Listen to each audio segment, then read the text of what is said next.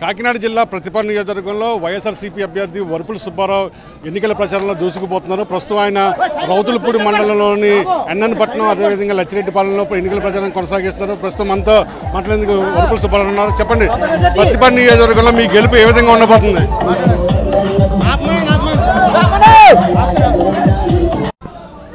ప్రతిపాడు నియోజకవర్గంలో వైఎస్ఆర్సీపీ అభ్యర్థి వరుపుల సుబ్బారావు తన ఎన్నికల ప్రచారంలో దూసుకుపోతున్నారు. ప్రస్తుతం ఆయన రౌతులపూడి మండలం ఎన్నపట్నం అదేవిధంగా లచ్చిరెడ్డిపాలెంలో ఎన్నికల ప్రచారంలో పాల్గొన్నారు. ప్రస్తుతం అంతా వరుపుల సుబ్బారావు ఉన్నారు. చెప్పండి, మీ విజయ అవకాశాలు ఏ విధంగా ఉన్నాయి?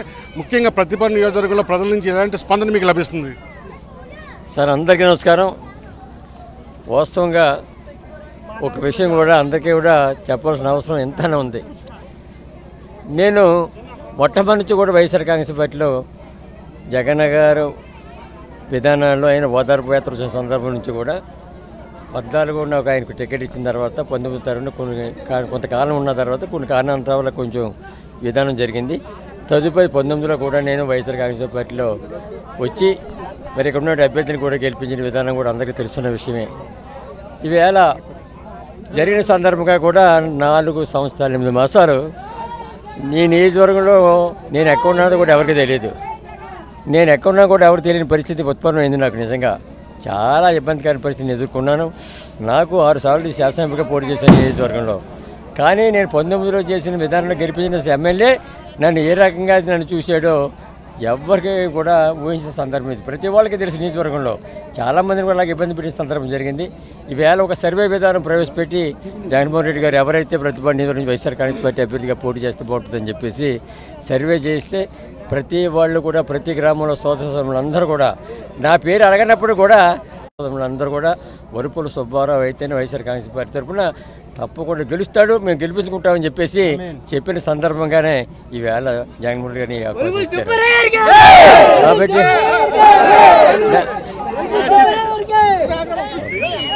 దానికి తగ్గట్టుగానే 3వ తారీఖున నాకు ఇన్ఛార్జిగా ప్రకటించారు. మొన్న 13వ తారీఖున అభ్యర్థిగా ప్రకటించిన సందర్భం జరిగింది. 3వ తారీఖు నుంచి కూడా ప్రతి గ్రామాన్ని పర్యటన చేసి అందరినీ కూడా కలుసుకుంటే ఎవరు చెప్పినప్పుడు కూడా తప్పకుండా మేము వైఎస్ఆర్ కాంగ్రెస్ పార్టీ తరఫున నీకే మేము ఓట్లు వేస్తాం, ఫ్యాన్ గుర్తుకేస్తాం, తప్పకుండా ఇంటికి గెలిపించుకుంటామని చెప్పేసి మాట్లాడే సందర్భం అందరూ కూడా విధానం నాకు ముందు పెట్టారు. ఒక విషయం చెప్పండి, మీరు క్షేత్రస్థాయిలో పర్యటిస్తున్నారు కదా, ముఖ్యంగా జగన్మోహన్ రెడ్డి గారు 5 ఏళ్ల పాలన అందించినట్టు సంక్షేమ పథకాల కోసం ప్రజలు కానీ మహిళలు కానీ ఏమంటున్నారు సార్? అసలు సంక్షేమ పథకాలు అన్నది మాకు ఇది లేదండి, ఇది రాలేదని అడిగినటువంటి సోదరమ్మని కూడా ఇంతవరకు ఆంధ్రప్రదేశ్ మా నియోజకవర్గంలో ఎక్కడైనా చదివి చూడలేదు. ఎవరు దాని మీద మాట్లాడే సందర్భం లేదు. వేళ మాకేదో జగన్మోహన్ రెడ్డి గారు ఈ కార్యక్రమం చేశారు, మాకు లేదేంటి, మా కుటుంబం రాజధాని అన్న సందర్భం జరగలేదు. ఎక్కడైనా అడుగుతుంటే ఏదో ఇక్కడ రోడ్డు పోలేదండి, లేకపోతే మాకు డ్రైన్ పోయాలండి అని చెప్పారు తెప్పించండి, అంటే మంచినీళ్ళ గురించి చెప్పారు తెప్పించి అసలు జగన్మోహన్ రెడ్డి గారు ఇచ్చిన నవరత్నాల విధానాల్లో కూడా ఎవరు కూడా మాకు ఈ విధానం మేలు జరగలేదని చెప్పే సందర్భం కూడా ఎక్కడ నాలుగింటలేదు. ఎవరు కూడా విధానం కూడా మాట్లాడే సందర్భం లేదు. ఈవేళ జగన్మోహన్ రెడ్డి గారు దాని మీద చాలా నమ్మకంతో ఆంధ్రప్రదేశ్ మీదలో ప్రజానైకమైనటువంటి నమ్మకం మీద ఆయన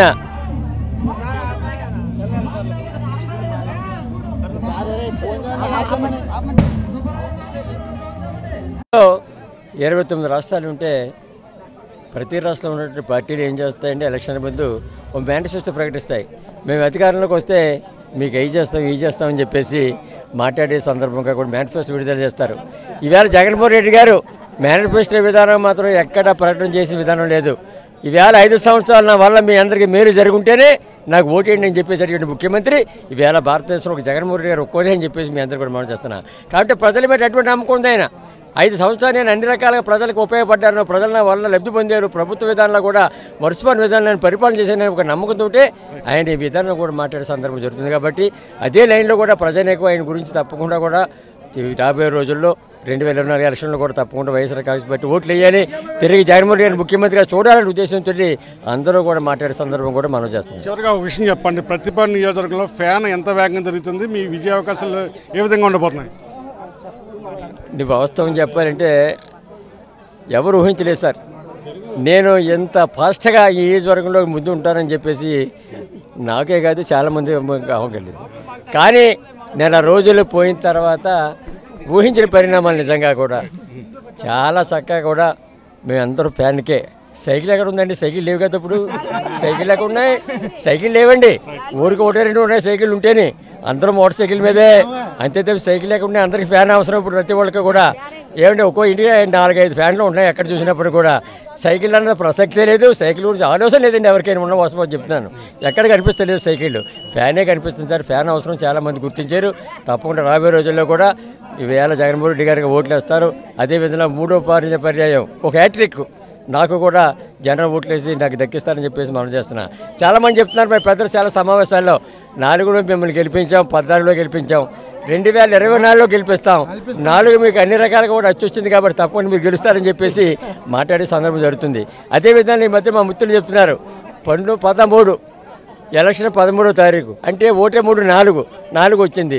4వ తారీఖుని కౌంటింగ్ కాబట్టి తప్పకుండా మీరు శాసనసభ్యులు అవుతారని చెప్పేసి ఒక స్ట్రాటజీ విధానం కూడా చాలా నమ్మకంగా కూడా మాట్లాడే సందర్భం జరుగుతుంది. తప్పకుండా నేను 3వ పర్యాయం ప్రజలకు ఆశీస్సులతోటి తప్పకుండా నేను శాసనసభ్యులు గెలుస్తాను. జగన్మోహన్ రెడ్డి గారి విధానాలకి ప్రజలు అన్ని రకాలుగా పనిచేసే సందర్భం కూడా మనం చేస్తాం.